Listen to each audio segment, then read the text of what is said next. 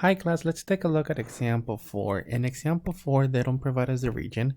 So we're going to have to use technically a quick sketch and then find the intersections using algebra.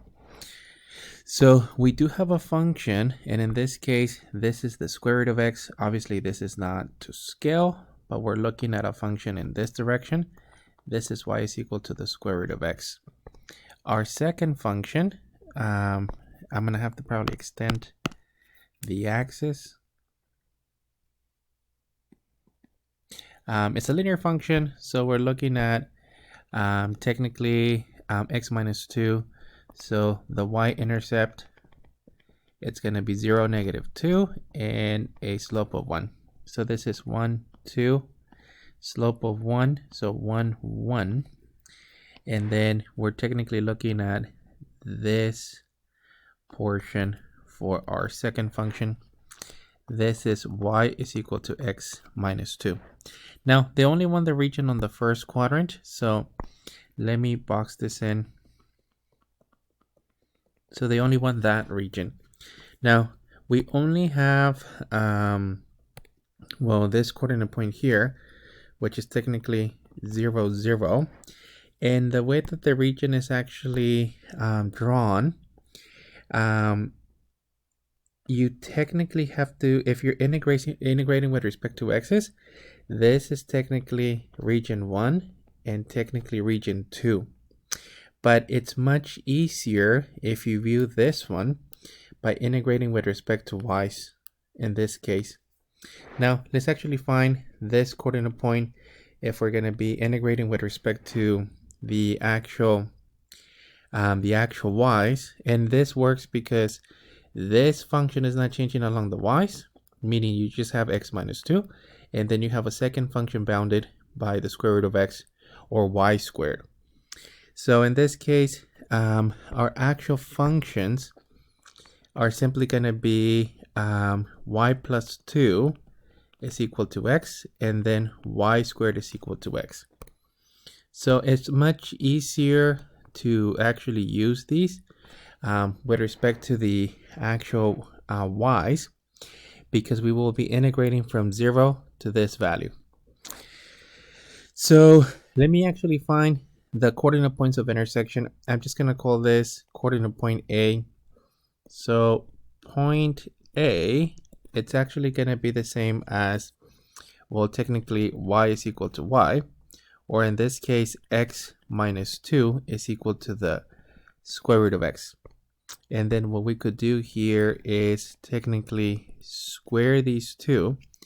So we would actually have x minus 2 times x minus 2 is equal to x, or x squared minus 2x plus 4 is equal to x, or x squared minus 4x plus 4 is equal to x. And let me put the x's on one side, which is actually going to give us an x squared minus 5x plus 4 is equal to 0, which technically factors as x's and x's, minus 4 and technically minus 1, so that we get the sum to 0.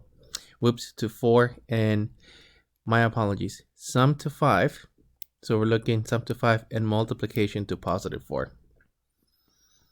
Okay, so at this point, you would actually conclude that x is equal to 4 or x is equal to 1.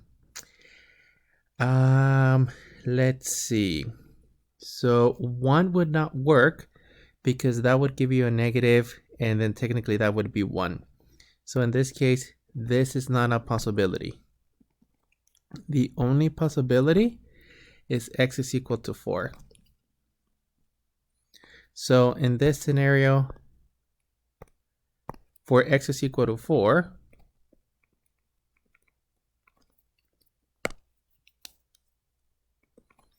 you're going to have that, well, y is equal to, and I'm just plugging it in into any of those two, the square root of 4, which is equal to 2. So point A, it's equal to technically 4 comma 2. and this is going to be needed for the actual integration. So the total area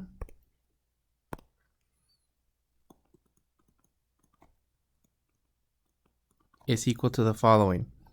And in this case, it's much easier to not break the regions into two different integrals, as the integral from, well, this coordinate point is, so in this case, that is technically 4, 2, but if we're going to be integrating with respect to the y's, you will need from 0. So in this case, I'm looking at that way 0 to technically 2. So technically 0 to 2.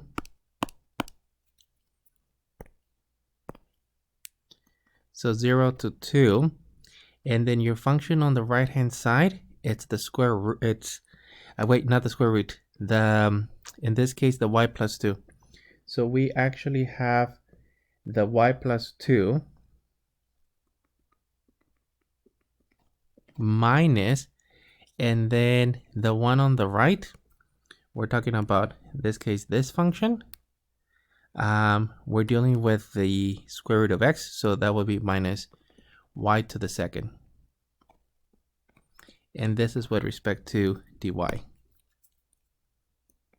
Now, if you were to put those two functions backwards, you could fix this by putting the absolute value, and you don't have to recalculate the entire, well, integral.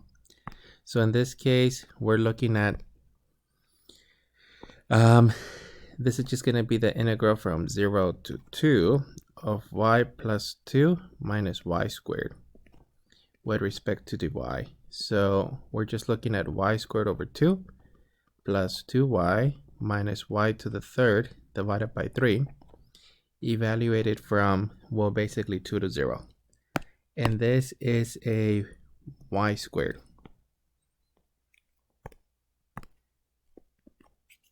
So we're looking at, technically, this is equivalent to 2 to the second divided by 2 plus 2 times 2 minus 2 to the third divided by 3. So this will be 4 halves plus 4 minus 8 thirds.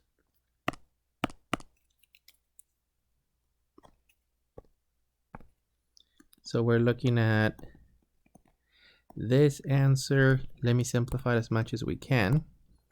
So in this case, this will just be, well, this will be 2 plus 4 minus 8 thirds, or technically 6 minus 8 thirds, with an actual LCD of 3.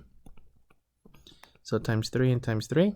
So we're looking at simply 18 thirds minus 8 thirds. I'm getting 10 thirds, which in this case, it'll be units squared. That's going to be for this one, which is a little bit long. On the exam, I would expect that you're solving these algebraically, and then you can use the TI-83 to make sure that the bounds of integration are actually, well, correct, because otherwise you could throw the whole thing off. If it's a really messy function or problem, I may just ask you to set up the integral. So in that case, you would have set up the integral, and then your final answer would have been this, with technically units squared. Oops, that was supposed to be, so units squared. So I would give you those instructions if that's the idea. That's if it turns out to be really, really messy. And also in an exam setting, if you were to have, well, the incorrect bounds of integration, you may make this integral even worse. In this case, it's actually pretty, it's actually pretty simple. It didn't turn out to be messy.